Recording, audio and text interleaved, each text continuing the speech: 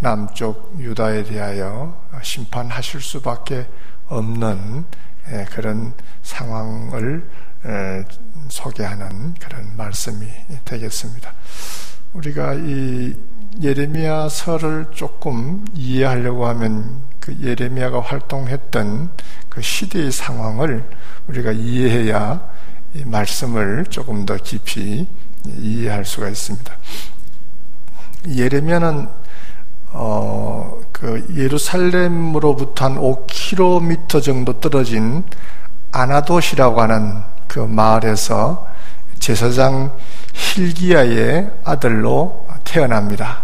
그러니까 제사장, 그 옛 시절에 제사장은 다 세습되어서 제사장의 아들이 또 제사장이 되고 그 아들이 제사장이 되고 했기 때문에 이 예레미야는 제사장 신분을 가진 그런 선자였다, 이렇게 볼 수가 있겠습니다. 이 예레미야가 활동할 때 그 시대는 요시야 왕 때에 하나님으로부터 부름을 받아요. 요시야 왕 13년에 하나님이 요시야를 부르셨다. 그런데 그 나이가 한 20살 정도였습니다. 근데 그가 태어났던 그 시기, 요시야 왕 이전에 두 왕이 있었는데 아몬 왕이 있었고 므낫세 왕이 있습니다. 근데 므낫세 왕 때에 이 예레미야는 태어나고, 그렇죠? 근데 이 므낫세는 이스라엘 역사의 가장 악한 왕으로 그렇게 이름이 나 있습니다. 므낫세의 길을 따랐더라.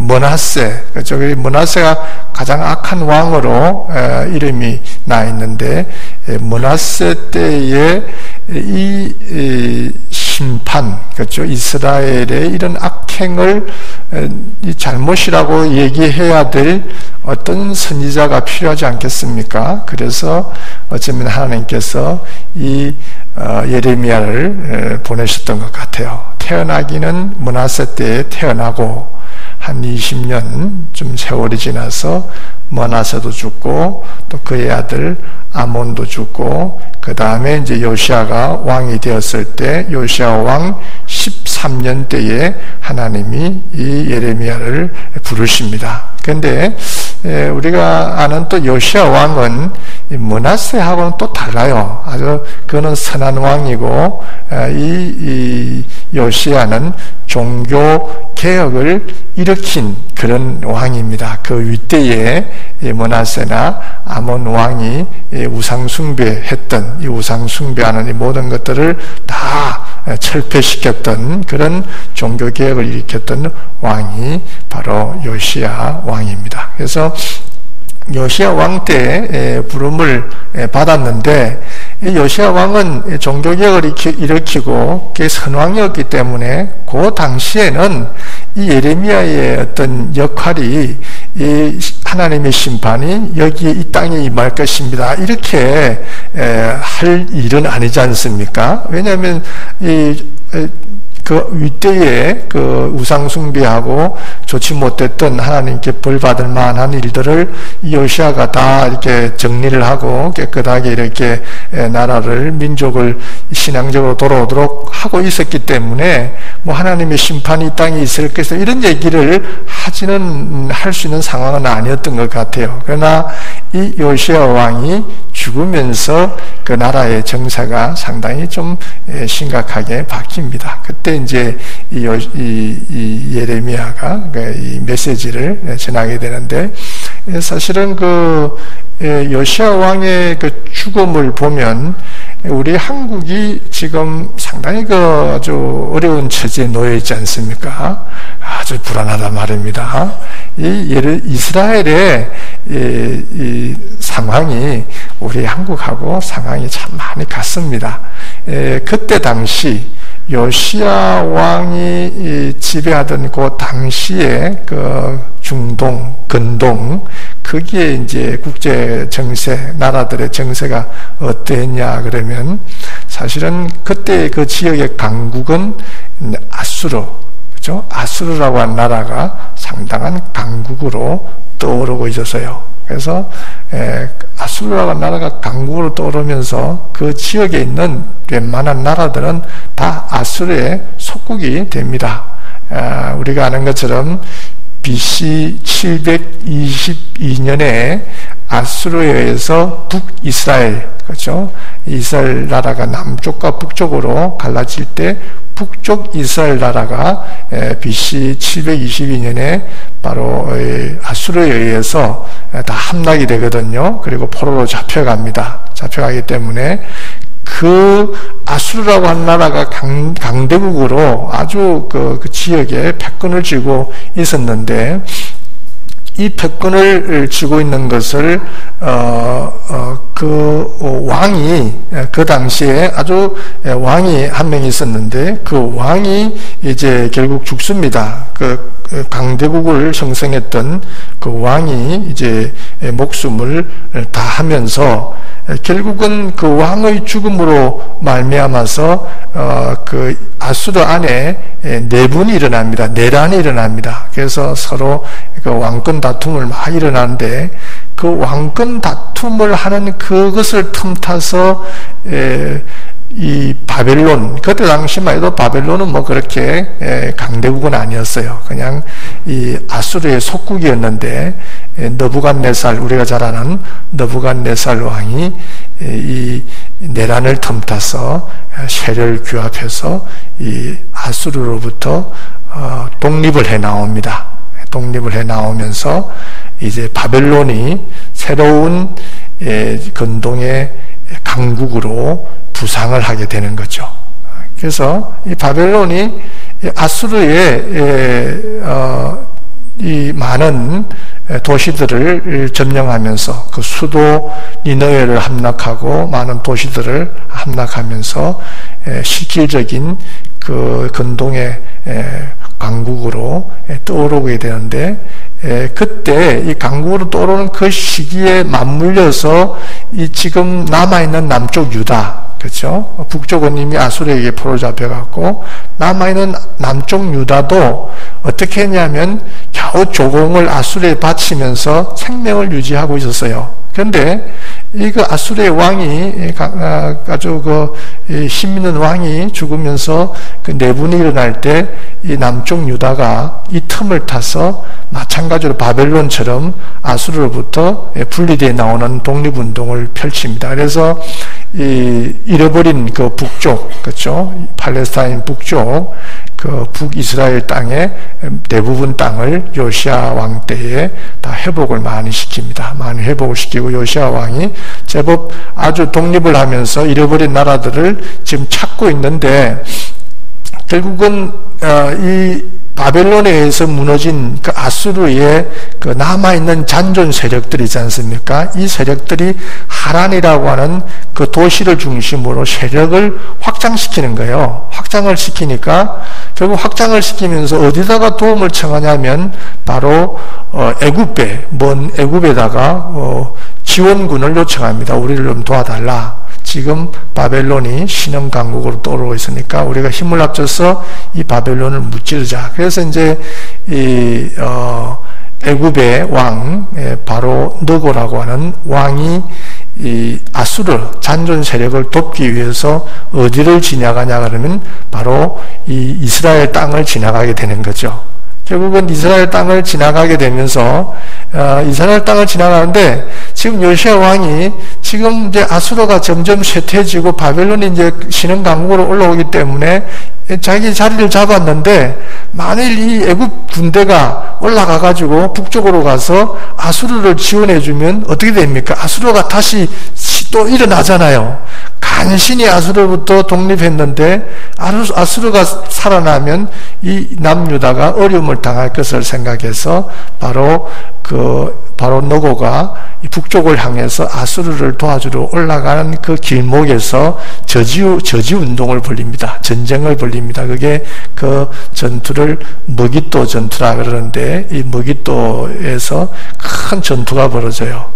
이 애굽의 왕을 올라가지 못하도록 저지하는 전쟁을 벌이는데, 그 전쟁에서 누가 죽냐면 바로 이 요시야 왕이 결국 죽습니다. 그래서 이 요시야 왕이 거기서 이제 죽으면서 결국은 이제 죽으면서 이제 이스라엘 나라에 아주 이제 큰 어려움이 이제 닥치는 거예요.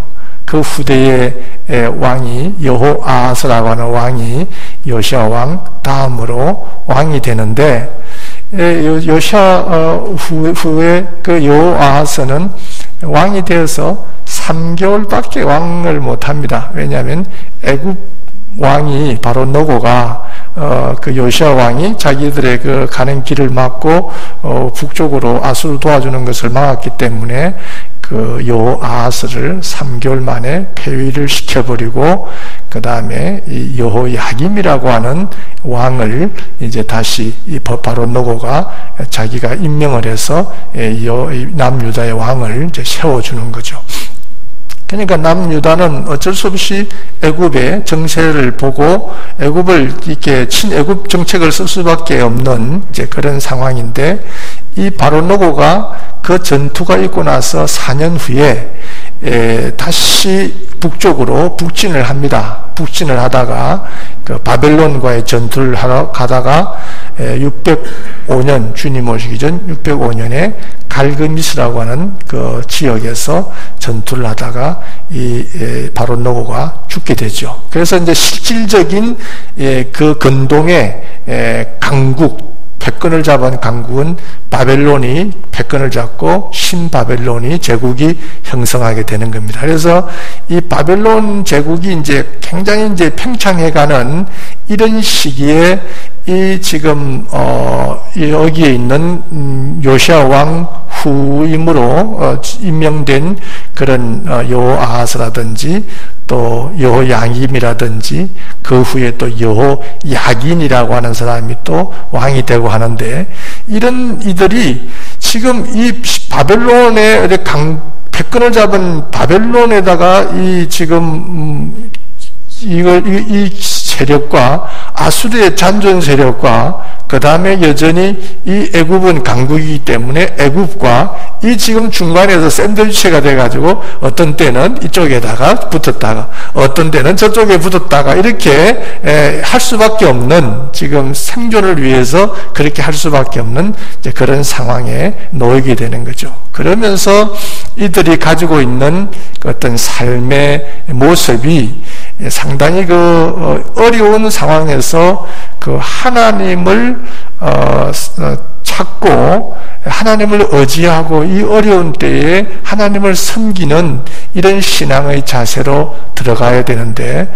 이스라엘 그 남유다 사람들이 그렇게 하지를 않습니다. 하지 않고 여전히 자기들을 도와줄 수 있는 세력은 애굽일 것이다 해서 애굽에 또 기웃기웃하다가, 아니야, 우리를 도와주시는 세력은 저쪽 아수르 쪽일 거야. 그리고 아수르에다가 또 기웃기웃하다가 또 여러 가지 이런 또 그들이 이 하나님을 중심으로 하지 않고 이런 세상적인 것에다가 관심을 두고 그것을 의존하고, 또 뿐만 아니라 그들이 이제 그 땅에, 그쪽 가나안 땅에 우상을 섬기면서 그들의 안녕과 또 그들의 평안을 우상에다가 빌면서 그렇게 하나님을 찾지 않고 우상 숭배를 지금 하고 있는 것입니다. 그래서 요시야 왕 죽음 이후에 그 여러 왕들이 다 그런 하나님으로부터 멀어지는 이제 그런 생활을 하게 되는데, 거기 보면 그 후대에 나타났던 그 왕이 어떤 왕이 그런 일들을 행하냐 그러면 그 앞전에 이 므낫세와 그 아들이 만들어 놓았던 악한 왕들이 만들어 놓았던 그런 우상 숭배, 그렇죠? 온 민족으로 하여금 우상을 섬기게 하고 여러 곳에다가 산에다가 산당을 짓고 우상을 섬기게 하던 이런 여러 가지 일들을 므낫세가 이 일을 하게 했었는데, 이 이후에 여호야김 왕 때, 그죠? 여호야김 왕 때 와가지고는 요시야가 일으켰던 그 종교개혁들, 그 므낫세가 만들어 놓았던 모든 우상을 다 파괴하고 이 민족으로 하여금 하나님 중심적인 신앙으로 가게 했던 이것들을 다시 끌고 끄집어 나옵니다. 그 므낫세가 세워놨던 그런 우상들을 다시 여호야김 때에 다시 복원을 시킵니다. 그래서 우상 숭배를 이제 하도록 그렇게 민족들에게 선포를 하고, 심지어는 이제 이러면 하나님의 심판이 임합니다라고 했던 선지자들을 박해하고, 또 하나님의 예언이 기록된 두루마리 성경을 불태워버리는 이런 악행을 이 여호야김 왕 때에 지금 요시야 왕 이후에 이런 악행을 저지르고 있는 거죠. 그래서 이 예레미야가 하나님의 이 법의 말씀으로부터 멀어져 나가는, 또 하나님을 섬기는 신앙으로부터 멀어져 나가는 이 이스라엘에 대하여 결국은 경고성 메시지를, 하나님이 전하는 메시지를 12편의 메시지를 그들에게 전하게 되는 것이죠. 그래서 12편의 메시지를 전하는데, 오늘 우리가 읽었던 그 말씀은 12편의 메시지 중에서 두 번째에 해당하는 그런 메시지가 되겠습니다. 그 메시지의 핵심이 뭐냐 그럴 때, 경고성 메시지의 두 번째 설교의 메시지가 뭐냐 그럴 때, 너희들이 어떻게 해서 북쪽 이스라엘은 먼저 아수르에서 죄를 짓다가 심판을 받고 결국은 그들에게 포로로 잡혀간 지파가 북이스라엘 지파죠. 그러니까 북이스라엘 지파와 같이 너희들이 어떻게 해서 똑같은 그 일을 범하고 있느냐. 결국은 북이스라엘이 우상을 섬기고 그것을 하나님이라고 섬기면서 그렇게 했던 그것을 너희들이 보지 않았느냐. 그리고 그들의 결말이 어떻게 됐냐. 아수르에 의해서 다 사로잡혀가고, 그 사마리아 땅에는 아수르의 사람들이 와가지고 혼혈 족속들이 되고, 결국은 그런 어려운 지경에 놓여있던 것을 너희들이 보지 않았느냐. 너희들은 그와 같은 일을 반복하지 말고 하나님께로 돌아오라. 이 얘기를 지금 이제 예레미야가 이스라엘 사람들에게, 남쪽 유다 사람들에게 지금 그 얘기를 지금 해주고 있는 것이지요.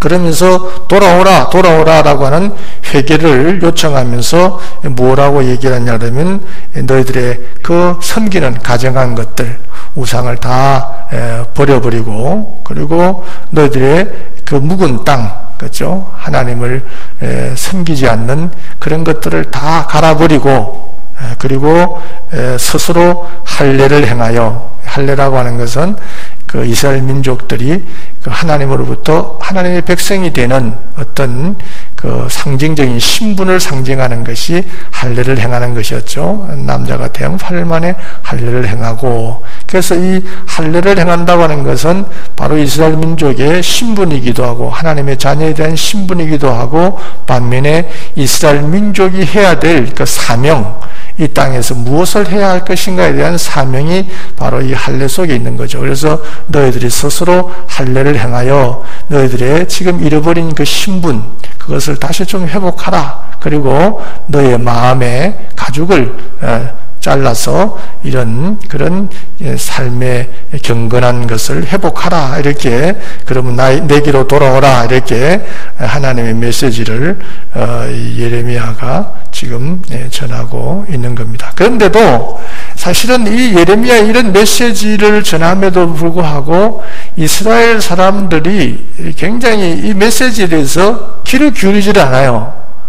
그래서 예레미야는 한 41년 정도가 어려운 처지에 놓여 있는 이스라엘에 대해서 메시지를 전가한 것은 한 40년 정도라지만, 그의 전체 이 선제로서의 삶은 한 50년 정도를 살았는데, 50년 가까이를 예언자로서의 삶을 살았는데, 이 예레미야는 자기가 이 메시지를 전해도 그 전하는 메시지에 대해서 그 이스라엘 민족들이, 남유다 사람들이 그 메시지에 대하여 반응하지 않는 것에 대하여 굉장히 힘들어했습니다. 메시지를 전하는데도 듣는 사람들이 오늘 그렇게 얘기하지 않습니까? 여호와는 계시지 않으니 우리는 멸망당하지 않으리라. 칼과 기근이 우리에게 오지 않으리라. 선지자들은 무엇이냐? 그들은 바람이라. 그냥 그들이 하는 소리는 그냥 왔다가 스쳐가는 바람일 뿐이다. 이렇게 얘기하면서 선자의 메시지에 대해서 귀를 기울이지 않으니까 이 예레미야는 굉장히 자기의 메시지를 전하면서도 그것이 너무 허탈하고 공허해서 하나님을 향하여 내가 너무 힘듭니다. 내 메시지가 이렇게, 나는 정말 하나님의 메시지를, 정말 말씀을 전하는데도, 메시지를 전하는데도 듣지 않는, 한쪽 귀를 듣고 한쪽 귀를 흘려버리는 이 메시지에 대해 무관한 이 백성들에 대하여 내가 공고합니다. 이런 얘기를 예레미야 20장에 가면 그렇게 자기의 애로를 토로하는 그런 모습을 볼 수 있습니다만은, 어쨌든 예레미야는 많은 심판에 대한 메시지를 전하면서 상당히 박해를 많이 받습니다. 많이 받는데, 어쨌든 오늘의 말씀은 그러므로 이 하나님의 말씀을, 하나님을 무시하고 하나님을 경외하지 아니하고 우상을 섬기면서 또 하나님의 그 심판의 메시지에 대해서 그것은 뭐 한낮 바람에 불과하다 하고 흘려버리는 이런 이스라엘에 대하여 하나님이, 그러면은 내가 그 이스라엘 유다 사람들에게 내가 얘기하겠다 하여 선포된 말씀이 뭐냐면 오늘 10절에 있는 말씀이 바로 그 말씀이죠. 너희는 성벽에 올라가 무너뜨리라. 다 무너뜨리지 말고 그 가지는 남겨둬라. 그 가지만 꺾어버려라. 이렇게 이 얘기를 지금 하고 있는 거죠. 이것은 다 무너뜨려버려라. 그러나 무너뜨리는 중에서도 그 가지만큼은 남겨놔. 그 가지만 꺾어버리고 뿌리는 남겨놔라. 다 무너뜨리되 그래도 그 몇 사람들, 신앙 좋은 사람들은 좀 남겨두고 그 외에 하나님에 대해서 이런 불경건한 그들은 다 제거해버려라. 이런 이제 하나님이 메시지가 누구에게 전해지냐면 바로 이방민족, 그렇죠? 다른 나라 사람들에게 그 하나님의 도구로 쓰시면서 이스라엘 사람들, 남유다를 다 무너뜨려버려라. 이렇게 하나님이 말씀을 지금 하고 있는 겁니다. 그러면서 이 유다의 집이 이런 벌을 받게 될 것이다. 그것은 그들이 심히 반역하고 부패했기 때문이다. 이렇게 하나님이 그들에게 말씀을 하시면서 그들이 이런 기근이 오지 않을 것이다. 또 선지자들은 바람에 불과하다. 이렇게 하는 그것에 대하여 이제 너희들이 생각한 것처럼 그렇게 되지는 않을 것이다. 내가 저 북방에서 한 민족을 보낼 것인데 그 민족이 오래된 민족이고 그 민족이 너희들을 벌할 것이다. 그래서 너희들이 생각하는, 너희들 자녀들이 먹을 수 있는 양식, 너희들의 자녀들이 안전하다고 생각하는 그 성벽, 또 너희들도 안전하게 생각했던 그 성벽을 그들 북방의 나라가 와서 다 허물어 버리고 그렇게 하나님의 심판이 그들에게, 너희들에게 있을 것이다 라고 하는 것을 이제 이 예레미야를 통해서 지금 이스라엘 백성들에게, 남유다 사람들에게 지금 전하고 있는 것입니다. 그래서 이 말씀을 통해서 우리가 보면 이 하나님으로부터, 그죠? 하나님은 반드시 이 의의, 공의의 하나님이시기 때문에 이 불의한 것에 대한 것이나 또는 하나님에 대한 그 신앙의 경건성, 이것을 갖지 않는 것에 대해서는 반드시 심판하시는 분이라고 하는 것을 우리가 이 말씀을 통해서 우리가 잘 명심을 해야만 될 것 같습니다. 그리고 또 하나님의 이 말씀이 떨어질 때 그 말씀을 우리가 잘 귀담아 듣고 그 말씀에 대해서 우리가 늘 무엇을 내게 말씀하시는가 하는 것을 듣고 이것이 내게 주는 어떤 경고의 메시지가 아닌가 이런 것들을 우리가 생각해야 이런 큰 어려움을 당하지 않지. 그렇지 않으면 결국은 이스라엘 민족의 큰 고난이 오듯이 우리에게도 고난이 온다라고 하는 거죠. 그래서 예수님은 하나님은 예레미야를 통해서 주신 말씀이 뭐냐면 너희가 나를 버린 것과 나를 경외하지 않는 것이 너희들에게는 고통이고 그것이 죄와 악이다 라고 얘기하면서 하나님의 진노와 심판이 임할 것이다. 그랬으니까 우리가 이 이스라엘 남유다의 이런 삶이 우리의 삶이 되지 않도록 항상 하나님을 잘 경외하고 또 섬기면서 하나님이 주시는 축복을 늘 받아 누리는 여러분들 되시기를 주 이름으로 축원합니다. 우리 자리에서 일어나셔서 우리 성경 말씀